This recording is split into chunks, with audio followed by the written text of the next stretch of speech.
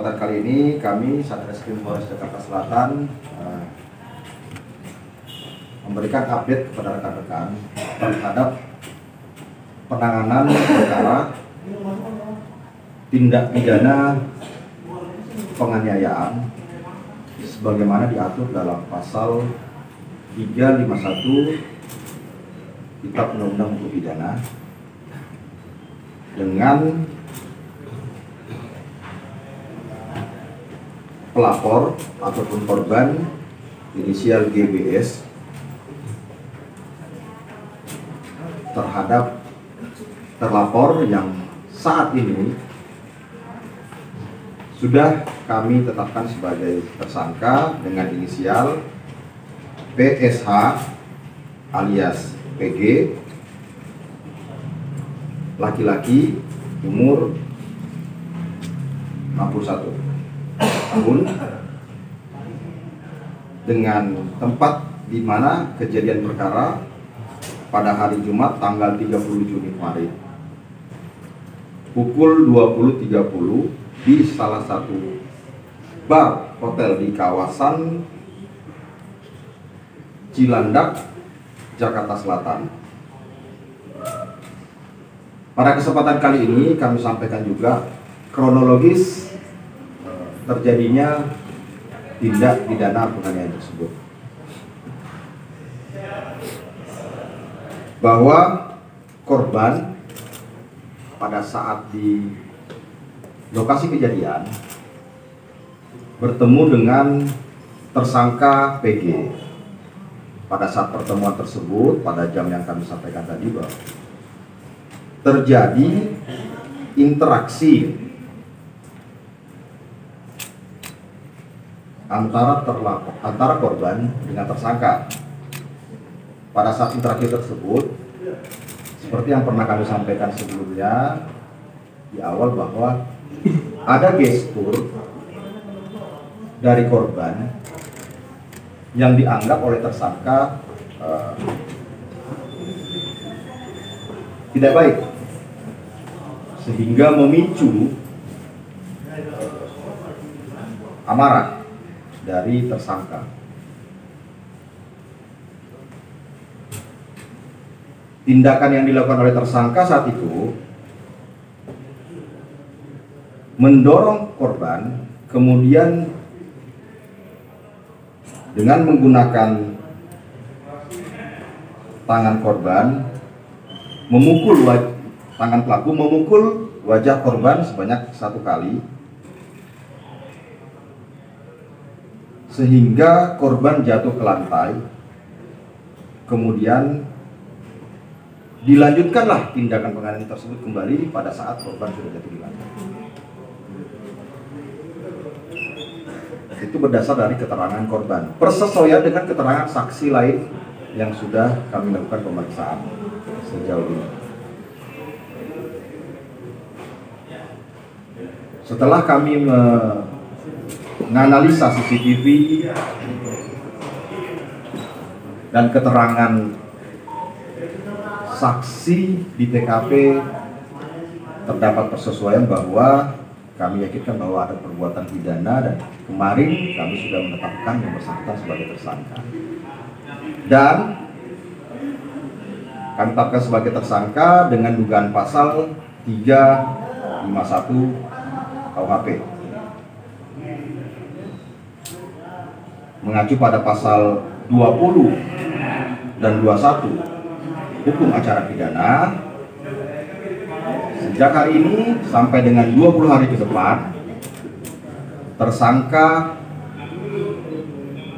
PSH alias PG akan kami lakukan penahanan. Saksi-saksi yang sudah kami lakukan pemeriksaan sejauh ini kurang lebih 7 orang, sampai dengan saat ini 7 orang saksi termasuk saksi korban. Dengan alat bukti pendukung lainnya adalah CCTV, visum dari rumah sakit, kemudian rekam medik dari rumah sakit Pondok Indah. Korban pada saat setelah terjadi kejadian langsung dilakukan perawatan di Rumah Sakit Pondok Indah, dan setelah kita mendapatkan keterangan dari rekam medik tersebut, korban mengalami luka-luka pada bagian luka lebam di bagian muka, pelipis kanan, bagian hidung, serta berdasarkan hasil rekam medik yang kami terima, korban mengalami fraktur tulang pada bagian hidung korban, sehingga harus mendapatkan perawatan lanjutan. Mungkin sementara itu saja yang dapat kami sampaikan. Untuk tambahannya mungkin dari Pak Wakasat terhadap tindakan-tindakan yang sudah kita lakukan. Terima kasih. Baik, terima kasih. Saya melanjutkan hal yang setelah disampaikan oleh Bapak Kasat Reskrim. Dalam hal ini kami telah melakukan tindakan kepolisian mulai dari tahap penyelidikan sampai dengan proses penyidikan. Anggota telah melakukan pengecekan dan pengolahan TKP sehingga didapatkan alat bukti berupa rekaman CCTV yang menunjukkan adanya peristiwa dugaan penganiayaan yang dilakukan oleh tersangka terhadap korban pada hari Kamis tanggal 30 Juni 2023 sekitar pukul 22.00 WIB. Selanjutnya, kami juga telah melakukan pemeriksaan terhadap 7 orang saksi. Di antara 7 orang saksi itu adalah korban berinisial GBS, kemudian dari pihak security di lokasi kejadian, yaitu di salah satu bar di daerah Cilandak. Kemudian ada juga kami lakukan pemeriksaan terhadap saksi dari pihak rekan korban maupun keluarga korban, dan pemeriksaan terhadap tersangka. Jadi total ada 7 saksi tambah 1 tersangka. Jadi ada 8 orang yang telah kami lakukan pemeriksaan dalam proses penyidikan ini. Kami juga telah mengantongi rekam medik seperti yang tadi sudah dijelaskan secara rinci oleh Bapak Kasat Reskrim yang dikeluarkan oleh Rumah Sakit Pondok Indah. Kemudian kami juga telah meminta visum et repertum, dan kami telah menerima visum et repertum yang telah kami ajukan sebagai juga alat bukti dalam perkara ini. Selain itu kami juga telah melakukan penyitaan terhadap baju milik korban yang pada saat kejadian dikenakan oleh korban, dan akibat dari peristiwa itu terdapat bercak darah milik korban yang ada di jaket korban tersebut.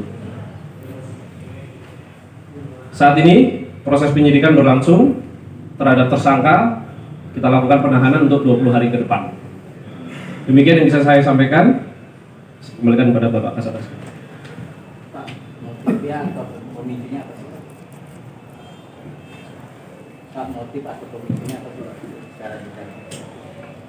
Baik, dari hasil pemeriksaan terhadap korban, kemudian para saksi, khususnya teman-teman korban yang memang pada saat itu ada di TKP, kemudian juga pemeriksaan terhadap tersangka, didapatkan persesuaian keterangan terkait dengan apa latar belakang terjadinya tindak pidana penganiayaan ini. Jadi berawal dari korban bersama dengan rekan-rekannya, kemudian tersangka juga bersama dengan rekan-rekannya ada di dalam satu TKP, sedang menikmati hiburan yang ada di situ. Kemudian pada saat korban sedang mengobrol-ngobrol, didatangi oleh tersangka. Dalam hal ini tersangka merasa tersinggung atas gestur yang ditampilkan oleh si korban. Ini penilaian subjektif dari tersangka. Karena tersangka merasa sapaannya tidak dibalas. Nah, merasa tersinggung, tersangka menghampiri korban dan menanyakan kenapa seperti itu.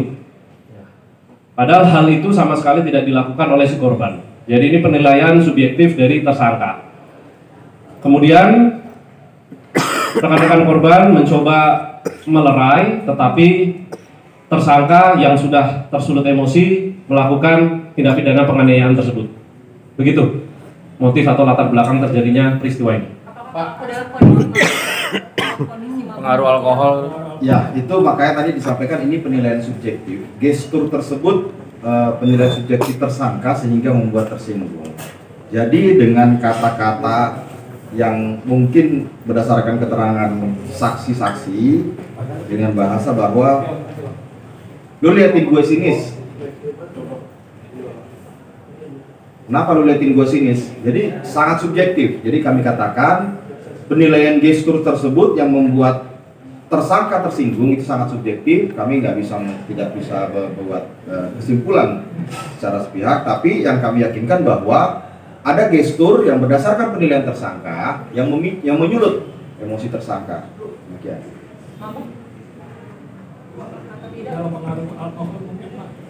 Jadi dalam proses peristiwa tersebut tersangka dalam kondisi sadar. Memang pada saat itu mengkonsumsi minuman beralkohol, tapi tidak berarti tersangka dalam kondisi mabuk. Tersangka dalam kondisi sadar. Pak, dari kronologi tadi apa ada yang dibantah atau disangkal oleh tersangka, mungkin sebagian atau sepenuhnya diakui seperti itu kronologinya? Sejauh ini secara garis besar berdasarkan pemeriksaan saksi-saksi dan alat bukti pendukung lainnya semuanya persesuaian. Jadi tidak menjadi kesimpulan kami dalam proses penyidikan sehingga kami menetapkan tersangka terhadap yang bersangkutan. Saat diperiksa tersangka cukup kooperatif ataukah ada bantahan apa? Ya, sejauh ini keterangan-keterangan saksi yang kami dapatkan itu persesuaian, sehingga dalam proses penyidikan itu kami berpatokan terhadap dua alat bukti. Jadi alat bukti itu ada keterangan saksi, ada keterangan surat visum yang kami dapatkan, kemudian juga persesuaian dengan barang bukti petunjuk CCTV, sehingga kami simpulkan telah terjadi dugaan tindak pidana penganiayaan sebagaimana pasal 351 dengan tersangka PG. Pak, ada pelaku dari ada minta maaf gitu ke korban, Pak, ada usaha untuk minta maaf? Ya, itu tidak masuk dalam penyidikan kami, saudara. Pak, tersangka apa ada luka sebaliknya, Pak? Tersangka apa ada luka sebaliknya karena menurut pengakuan kuasa hukumnya itu ada serangan balik atau Berkelahi. Ya, jadi seperti ini. Dalam penanganan perkara, kami dalam penanganan perkara pidana, kami juga penyidik menganut asas equality before the law, kesamaan di muka hukum. Jadi silahkan saja. Cuman pada akhirnya nanti kami akan menguji fakta-fakta itu. Kami akan menguji persesuaian daripada bukti, keterangan saksi dan alat bukti lainnya. Namun sejauh ini terhadap perkara yang kami tangani dengan pelapor GBS, kami sudah dapat menyimpulkan bahwa terjadi dugaan tindak pidana 351 dengan tersangka PG berdasarkan dua alat bukti. Demikian. Pak, kan umurnya 61 tahun ya kalau masalah PDA ini ada perbedaan masa hukuman nggak nanti? Tidak. Nanti Sama. ya kami tidak bisa menjawab karena itu di pengadilan. Pak, korban itu apa Pak? Figur dan saling kenal ya Pak sama tersangka? Untuk korban profesinya apa saling kenal juga? Public figure korban. Tidak saling kenal. Bukan public figure. Bukan public figure juga, hanya berada di satu waktu dan lokasi yang sama. Rasa cukup teman? Oke. Ya. Baik, terima kasih. Ancaman berapa penjara Pak sekali Pak? Ancaman hukumannya mungkin Pak. Ancaman hukumannya 5 tahun. Oke.